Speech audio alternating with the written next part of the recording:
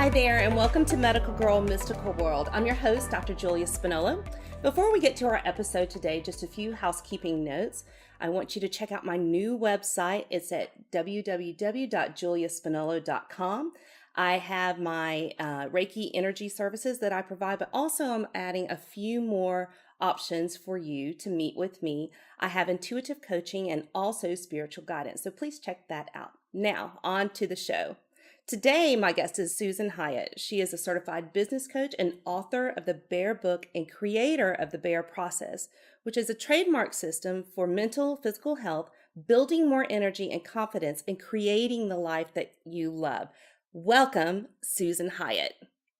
Thank you so much for having me here. I'm so excited to be on your show. I am too. And we were talking before the show, and I absolutely adore Susan and her work. And it just resonates with me. And she's got thousands and thousands of followers, and they resonate with them as well. So I'm so excited for you to be here. So let's start off. So people that do not know you, which I would be shocked if they didn't, but tell us about yourself and what you do. I'm a life coach and an author. Mm-hmm. And so I do two things. I help women stop dieting and love the skin they're in. And I also help entrepreneurs make money. So I have a book coming out March 5th called Bear, and it's all about how to stop dieting and love yourself and have fun in the process. So I'm thrilled to talk about that today and talk about manifesting. Yes. So we're going to talk about manifesting, and we're going to kind of go into talk about Bear and the whole process of Bear, which I think is very important. Your views on dieting are the same as mine, that they're just absolute bullshit. And so let's— They don't work. Have you noticed? They don't work. But so manifesting. Now, you are a huge manifester. I want you to talk about your earlier years. You started off as a real estate agent, right? Tell me how you built up to where you are today. I actually started my career in marketing and PR. Okay. And then when I became pregnant with Ryan, who's now 20, I decided to stay home for a few years, and then I re-entered the workforce as a residential realtor. Okay. And so that was a great example, and many of you watching may really resonate with this, that I was really good at it and I had no business doing it. Like, just because you're great at something doesn't mean you should be doing it. Right. So I was making a lot of money and enjoying my actual clients, but the work itself was sort of sucking my soul. And I really had these two little kids and was burnout and working too much. And like many people, started thinking, is this really all there is? Like, I checked all the boxes. I did all the things. And is this it? And then that other sort of avalanche of guilt for not feeling more grateful for having a marriage and two beautiful kids and a thriving career on the outside. On the inside, I wasn't fulfilled. Right. You also have discussed with the work environment that you had with the toxic work environment where people were very friendly to you, and then you started doing well, and then the catty bitchiness came out. Ooh, Lord have mercy. Do you think, how much of an effect did that have on you and how you felt about yourself with that energy around you? Well, it really was interesting. I was everybody's favorite coffee mate, everybody's favorite lunch date, until I started outperforming them. And then it was like, all of a sudden, I call it lobsters in the pot. You start doing better. The lobster that's crawling out of the pot, they want to it's morbid, but it's what humans do it. No, come back in this boiling water with us. Don't do better than us. Don't. And it really did have a big effect on me, in that the real estate industry is a terrific industry. However, there's a lot of personalities, and there's a lot of bickering and fighting and negotiating, and my clients themselves were fabulous, but that kind of work environment did start to really wear me down, because right? Like I would go from that to picking my kids up from school, and they were really little, like pre-K, and then the whole mom job after school, and that grind, I started to think like this is not, that meme, like there's more to life than paying bills and dying. That was really, I started to really wake up, like there's got to be more than this. I'm missing something. So how did you start with that process of manifesting to where you are now? Well, I became obsessed with self-help books. And I remember going into Barnes and Noble and just like walking up and down. I remember thinking, what was that book in college? What color is your parachute? Remember that old book, right? And I was like, I need something like that. And I was walking up and down the aisles, and I bought a book called Finding Your Own North Star by Dr. Martha Beck, who ultimately is who trained me as a coach. And I remember lying in my bubble bath, weeping into the pages of this book. And applying things from the book in my life, and my life started to get better and better and better. And that was really when I started to learn to manifest, was through the exercises in that book. And when I still have it. It looks like somebody dunked it in salt water and laid it in the sun. Literally are my tear stains. But I went back through it and started reading what I had written down that I wanted, and every single thing, everything came true. And when I wrote those things at the time, I didn't necessarily believe that any of it was possible. How long did it take for those things to manifest for you? So some of those things happen more quickly than others. I would say I quickly manifested a new career as a coach. I had the income that I wanted probably within a year. Other things like becoming a published author came later, like 5 years later. And I had on there that I wanted an oceanfront property, which actually never happened, but a lakefront property did happen. Wow. So there was that little caveat, and that happened probably within a few years of that. But so it's like, I found that book, and I posted a picture of it on Facebook a couple of years ago. I need to dig it back out again and maybe share it with you for show notes. But I remember sitting at this desk going, oh my gosh, every single thing I wrote happened, every single thing. And it really was a sort of high five to myself and the universe, that if you really are brave enough to take a look at what's not working, and be brave enough to just say out loud, or even in your own journal, what it is you really want, no matter how far-fetched it seems, allowing yourself that space is really the first step to getting what you want. Right. Okay, let's talk about manifesting, but getting rid of the negative thinking in our heads.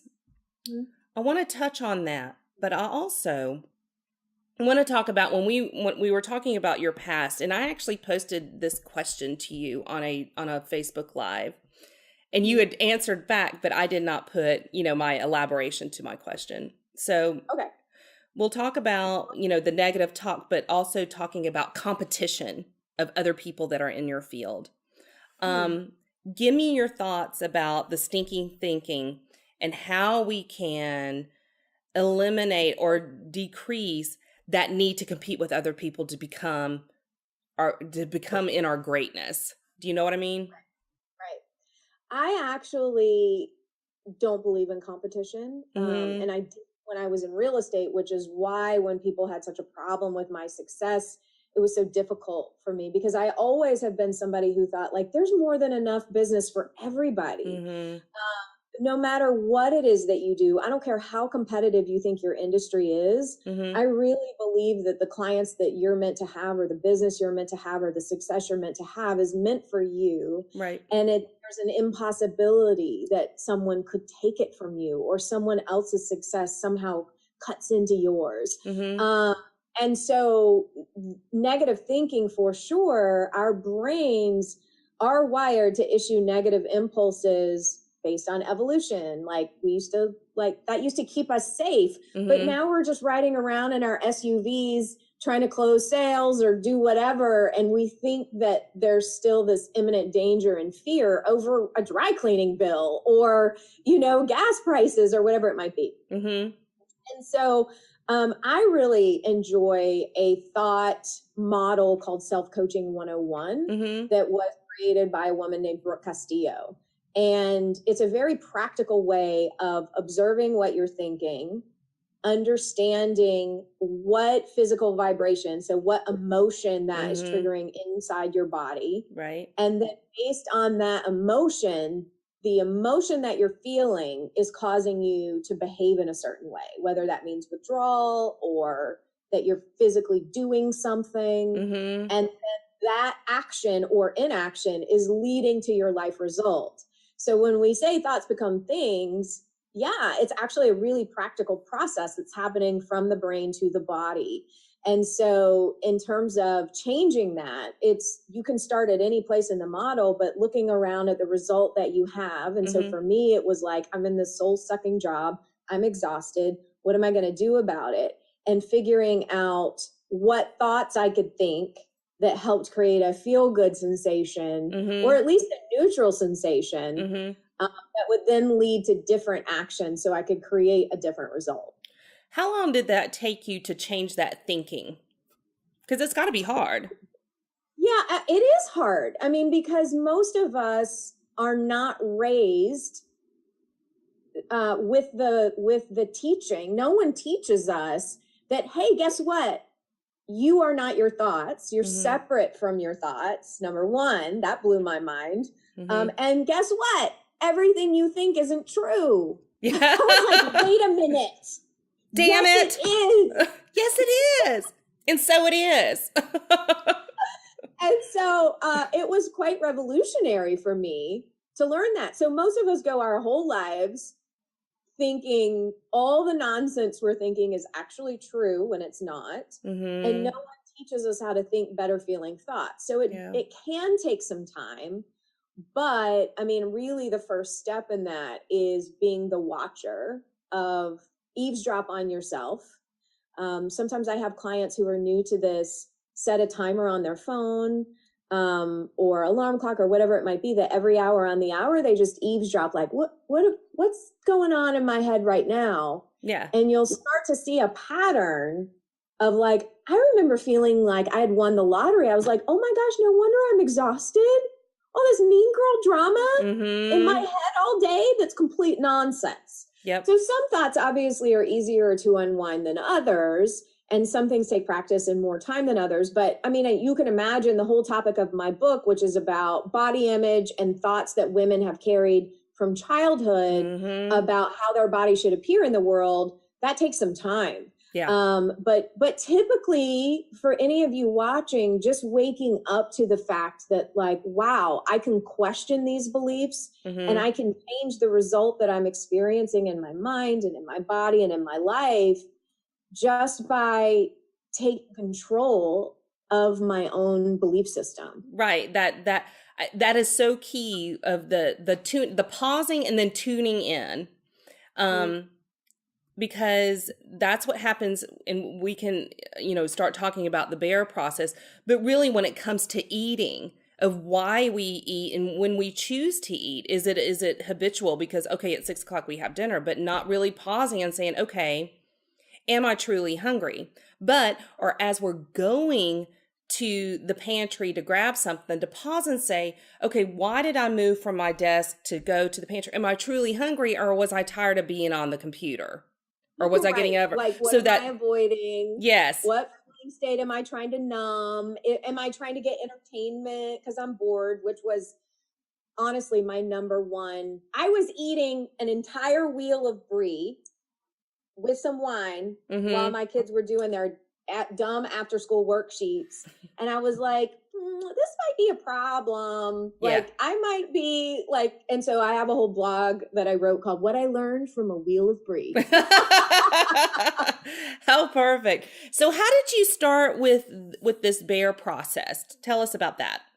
So I became a coach about 12 years ago, Mm-hmm. and I knew I was about 40 pounds heavier than I am now, Mm-hmm. maybe 45. And I knew that the wheel of brie, this is when the wheel of brie was happening. Yeah. I was so much happier to be running my own business, and many things were going well, but I was like, there's something going on here. I knew Mm-hmm. enough to know there was something. Yeah. And so I hired my own coach, and what I realized was that I was numbing with food, and it really wasn't an earth-shattering reason. It was more this resistance of boredom Mm-hmm. and admitting to myself that I had designed my whole life so that I could be there for these kids, that I could pick them up from school and be a good mom, and I didn't want to do worksheets at the dining room table with them. Right. Like, I love my kids, but many of the things we do as moms that we think makes us a good mom are like, ugh. And so just admitting that out loud and admitting I was bored and figuring out a different way to do after school that was taking care of myself and them. And I started peeling back the layers of, why is all my entertainment coming from, what are we going to eat, and why am I eating an extra bowl of spaghetti at the dinner table, and really waking up to my own life of what I wasn't dealing with, and also ideas around that women have around what it means if you are thin and fit, and what does it mean if you are sexy, and what does it mean. I went from like covering up and not wanting anyone to look to exploring why that was. Right. And were you a frequent dieter too, trying different things? Oh my gosh. The statistic, and this was true for me, that most women by the time they're my age, I'm 45, have dieted 31 years of their life. That's and crazy. They've tried to diet 61 separate times by the time they're that age. Yeah, and the diet industry makes $60 billion a year in dieting products. That's crazy. And it's all designed to keep you distracted, to keep you on that treadmill, to make money off of you. We've really been brainwashed as women that we need to shrink ourselves to be acceptable. And the standards of beauty change every decade, and it totally depends on the culture. I was just talking with a woman yesterday who, she's an expat. She's lived in multiple different countries, and she's telling me the story. She's a thin white woman. She was living in Africa. She had a chef who would come to her house and cook, and she noticed like he was using all this oil. And so she asked him multiple times, like, could you please cut back on the amount of oil you're using? And she's like, he was just dousing everything in this oil. And she asked him, and finally she was like, could you please stop with the oil? And he said to her in this other language, he was like, but madame, like, everyone's going to think you're mistreated because you're too skinny. So he was like pouring it on, like, fatten her up. Right? But their standard of beauty was totally different. And so this isn't about weight loss, it's about life gain, and it's about learning to love how your body's appearing no matter what. So the BEAR process is a 7-step process. Kind of give us like an overview, because of course we want people to go through that process, read the book, and implement it into their life. So kind of tell the viewers what to expect from the BEAR process. Sure. Well, I should say, after I lost weight, I didn't fully answer you before. That's okay. I added weight loss coaching to my repertoire. Good. And what I noticed after coaching women to lose weight for over a decade was that I could help women lose weight. But the deeper issue was, why do you want to lose weight? What are your, expectations for your body? And I would help women lose weight, and it was never enough. It was like, oh, well, now I have stretch marks, or now I'm getting old, or now too much loose skin, whatever it might be. And so I started to devote myself to what became the BEAR process. And so, yes, there are 7 steps. And the steps range from what we've already talked about, which is becoming aware and awake to your own life. I call it environmental diet. So it's not what you're eating, but what's coming at you through all of your senses. What are you watching, listening to, peer conversations? Who are you hanging out with? What are you tolerating? Right. That might be insulting to your spirit. Yes, we talk about food, but I talk about food in terms of food. No food is bad or off limits. There's power food and pleasure food. So foods that power your body up and foods that are strictly just for pleasure of the taste buds, neither's off limits, but understanding that. Sweat, we talk about movement and exercise, but in a different way. What feels like love? How does it, can you make a decision and to move your body and drop the transaction? I used to be very transactional with my body. Like, I will do this, but I better have J-Lo's booty by Friday. I'm not doing this no more. And that's really like helping women stop that. Like, I got to have abs by spring break mentality, and more like, what could we do that's sustainable, that's good for you, that's dropping that expectation. Another part of the process is what we've already talked about, which is mindset. And I call it mind detox. And it's learning how to cultivate and create thoughts that serve you as opposed to thoughts that are weighing you down. We also, I know Marie Kondo, the magic of tidying up with Marie Kondo is hot, hot, hot right now. I've been a fan for a long time. And I use her question, does this spark joy, towards wardrobe? So there is a little bit of wardrobe that's part of this process, but it's different. People get so excited. They're like, oh, Susan wants me to declutter my closet. I can do that. But it's more the deeper issue, like, okay, why are you holding on to multiple sizes? Women tend to have a lot of ambition clothing, like, oh, if I could just lose that 15 pounds, I might fit into that, which is not a great thing to have in your closet. And the opposite, which is where I was, I had a whole stack of jeans of every size. And I would not get rid of larger sizes because my whole dieting life was a yo-yo, right? So it's helping women get rid of anything that doesn't fit you, and then issues of deservingness and, oh, I can't spend money to dress my body right now because I'm going to lose weight, Susan. I'm not. And so those are primarily some of the steps we do. Everything from mindset, wardrobe, sweat, food, mindset. And then my favorite is about empowering women to be seen and make a scene. So being concerned about wage gap and not thigh gap, asserting yourself in your life, standing up for yourself, having boundaries. And it's a fabulous process that can result in weight loss if that's what you want, and that's what your body needs. But the focus is, again, not weight loss, it's life gain. Right. I love it. I think it's beautiful. So when you were creating this book, you had a casting call for people to be in the book in their underwear. So I submitted my picture in my underwear. And Susan, I mean, we're acquaintances, but I mean, you probably had hundreds and hundreds of people, and I was chosen. So I'm going to be in Susan's book or on her website, or I don't know which pictures were chosen. Already on the website is letsgetback.com, and you too could go see Dr. Julia in her skivvies. Yeah, you can. If you want to see me in my skivvies, buy the book. Exactly. Yes, you are in the book. Yeah. Which this is actually the media copy of it, but it's a hardback. Yeah.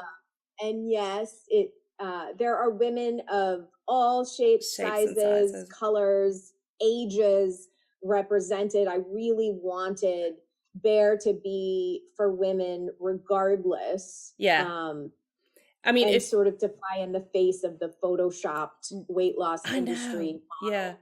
And the whole experience of that photo shoot was it was incredible. If you could bottle the energy of that room and the love of these women, I think it was 13 women. We all came together. We all had different body shape, sizes.